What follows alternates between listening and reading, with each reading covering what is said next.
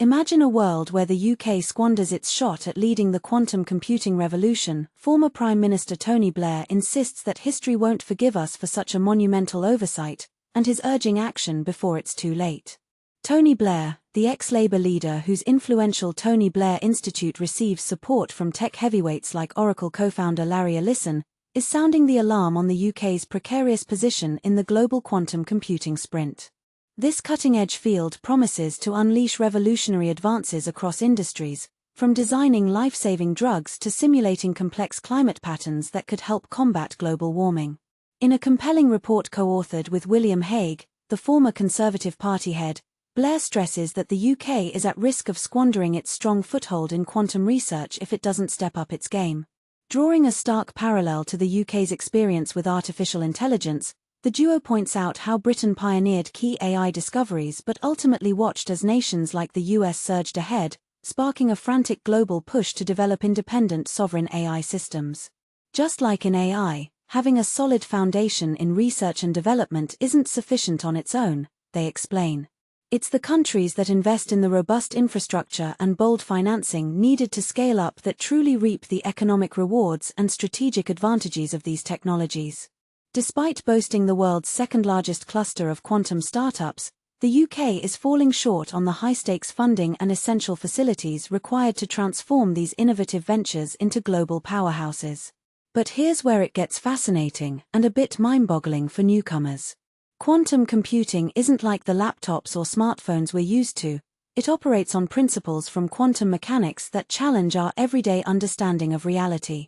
In traditional computers, data is processed using bits that are strictly either 0 or 1, like tiny switches flipping on or off.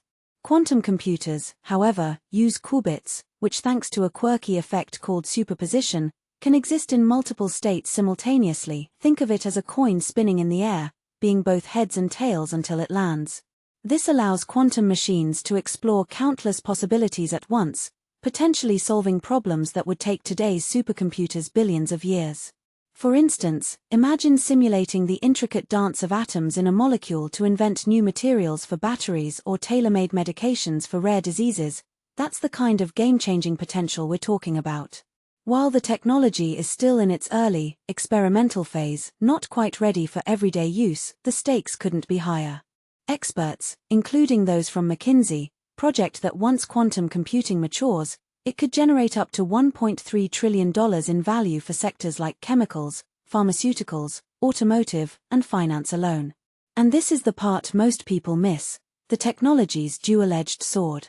On one hand, it could crack unbreakable codes, revolutionizing secure communications. On the other, it poses a terrifying threat by potentially shattering all current encryption methods, leaving critical infrastructure, from power grids to financial systems, vulnerable to devastating cyber attacks. Blair and Hague drive home their point with unflinching clarity: the quantum revolution is coming, with or without Britain's leadership at the helm. But if we drop the ball again on a technology this transformative, history won't let us off the hook. This cautionary tale hits especially hard following recent milestones, like British physicist John Clarke, a Cambridge alum, clinching the 2025 Nobel Prize in Physics for his pioneering quantum computing research. Yet, even as UK talent shines, American firms are snapping up British quantum innovators left and right. Take, for example, Oxford Ionics, a promising spin-out from Oxford University, which was acquired for a whopping $1.1 billion by the US-based IonQ in June. Similarly, PsiQuantum, originating from Bristol University and Imperial College London, shifted much of its growth to California after attracting eager investors there, and now plans to construct its first major quantum computer in Brisbane, Australia. A hard-hitting analysis from the Tony Blair Institute for Global Change slams the UK's existing quantum approach, noting that not just superpowers like China and the US are pulling ahead, but smaller players such as Germany, Australia, Finland, and the Netherlands are also investing aggressively and gaining ground. In response, a UK government spokesperson highlighted the nation's proactive stance. Quantum technology has the power to reshape fields from healthcare to sustainable energy solutions, making clean power more accessible and affordable. They noted that the UK already holds the second spot worldwide in quantum investments and excels in supply chain elements like photonics, the science of light manipulation that's crucial for quantum systems. We're committed to pushing boundaries further, the spokesperson added, pointing to a groundbreaking 10-year funding pledge for the National Quantum Computing Centre and upcoming strategies for broader national initiatives. Adding to the momentum, in June, the Labour government unveiled a £670 million boost to fast-track quantum applications, aiming to pioneer treatments for untreatable illnesses and enhance carbon capture methods to fight climate change. And this is where it gets controversial. Is the UK's research prowess enough to compete in a world where capital and infrastructure often trump innovation? Some might argue that relying on government funding alone could stifle the private sector dynamism that fueled Silicon Valley's rise, while others see it as a smart, sovereign strategy. What do you think? Can Britain reclaim its edge in quantum without becoming overly dependent on foreign buyers, or are we destined to repeat the AI story?